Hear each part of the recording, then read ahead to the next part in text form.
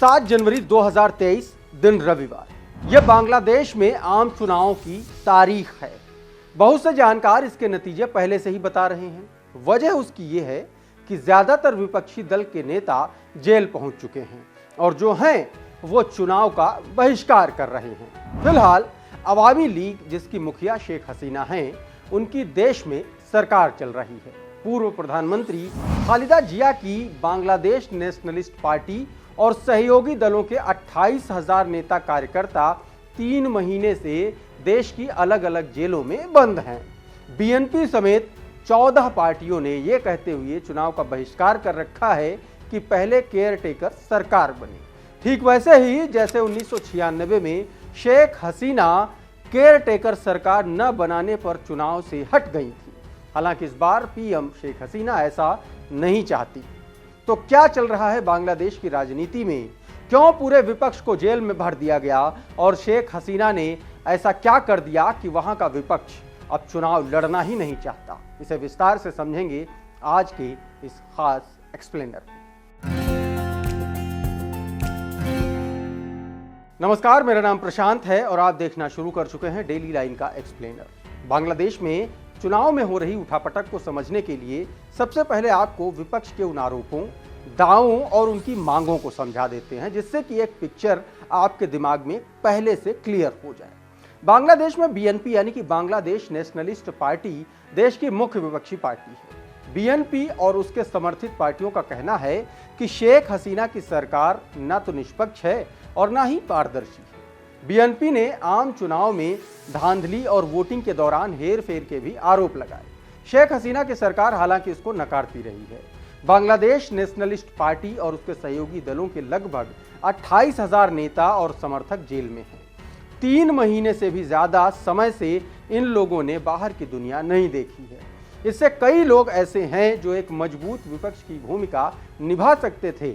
ऐसे में बीएनपी और दूसरे दलों के पास चुनाव में मजबूती से खड़ा होने का कुछ खास रास्ता नजर नहीं आ रहा। आरोप है कि चुनाव सिर्फ दिखावे के लिए लड़ा जा रहा है। जहां जीते कोई भी, सत्ता शेख हसीना की बनती दिख रही है।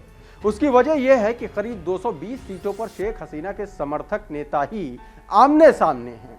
यहां बहुत संभव है कि जीतने और हारने वाला हसीना की अवामी लीग का ही हो। ऐसे में विपक्ष का आरोप है कि चुनाव का कोई मतलब बचा नहीं है। अवामी लीग बांग्लादेश नेशनलिस्ट पार्टी के अलावा इस कहानी में जो तीसरा किरदार है वो है जातीय पार्टी का। जातीय पार्टी यानी कि जापा अवामी लीग की समर्थक पार्टी बताई जाती है। पहले खबर थी कि अवामी लीग से जातीय पार्टी का गठबंधन होगा, लेकिन ऐन मौके पर कहा गया कि कुछ नहीं होने जा रहा। जानकार कहते हैं कि जातीय पार्टी और अवामी लीग का वैसे तो एक दूसरे को समर्थन है, लेकिन चुनाव की तरह दिखे इसके लिए ऐसा किया जा रहा है। ये तो हुई विपक्ष के आरोपों की बात। अब समझते हैं ये चुनाव वन वुमन शो कैसे बन गया, यानी कि शेख हसीना के इर्द गिर्द ये पूरा चुनाव कैसे हो गया। बांग्लादेश में कुल 300 सीटें हैं। 2018 में 290 सीटें 3 पार्टियों ने जीती थी। अवामी लीग जो मौजूदा सरकार में है, बीएनपी और जातीय पार्टी। बीएनपी इस बार नहीं लड़ रही। सत्ताधारी अवामी लीग 298 सीटों पर चुनाव लड़ रही है। उसके ही 185 नेता बतौर इंडिपेंडेंट कैंडिडेट मैदान में हैं। और जानकारी यह भी है कि 90 सीटों पर ये उम्मीदवार भारी हैं। ये खुद को शेख हसीना का वफादार बताते हैं। ऐसे में लोग ये मानने लगे हैं कि जीते कोई भी, सत्ता का कंट्रोल हसीना के पास ही रहेगा, क्योंकि करीब 220 सीटों पर पहले, दूसरे और तीसरे नंबर का कैंडिडेट हसीना समर्थक ही है। तीसरी पार्टी है जातीय पार्टी। अब जातीय पार्टी की जो भूमिका है वो भी चौंकाने वाली है। ये पहले अवामी लीग से गठबंधन करने वाली थी, फिर 16 दिसंबर को अकेले लड़ने का अचानक से ऐलान कर दिया। लेकिन इसके कई बड़े नेता रैलियों में खुद को अवामी लीग से जुड़ा हुआ बता रहे हैं, साफ तौर पर अपने भाषणों में। और वो ऐसा इसलिए कर रहे हैं ताकि चुनाव के बाद वो गठबंधन करके सरकार में शामिल हो सके। और अब आते हैं आज के इस एक्सप्लेनर के ऐसे एपिसोड पर जिसमें शेख हसीना को विरोधियों को कुचलने की ताकत दी। दरअसल मुख्य विपक्षी बीएनपी और कट्टरपंथी पार्टी जमाते इस्लाम की जिस विशाल रैली के बाद सरकार ने ताबड़तोड़ गिरफ्तारियों से विपक्ष का हौसला तोड़ना शुरू किया, उससे ठीक पहले अमेरिकी राजदूत पीटर हॉस ने बीएनपी नेताओं के साथ बैठक की और यहीं से रूस चीन की भी एंट्री हो गई इन चुनाव में। इन दोनों देशों ने अमेरिका पर शेख हसीना के खिलाफ षड्यंत्र के आरोप लगाए। वहीं दूसरी ओर अमेरिका भी अब खुलेआम धमकियों पर उतर आया है। वोटिंग हुई तो वो वीजा रोकने के साथ पाबंदियां लगा सकता है, क्योंकि इसमें विपक्ष नहीं है। शेख हसीना फिलहाल 2009 से बांग्लादेश की सत्ता पर काबिज हैं। उन पर 2014 और 2018 के चुनाव में भी धांधली के आरोप लगे और इस बार भी लग रहे हैं।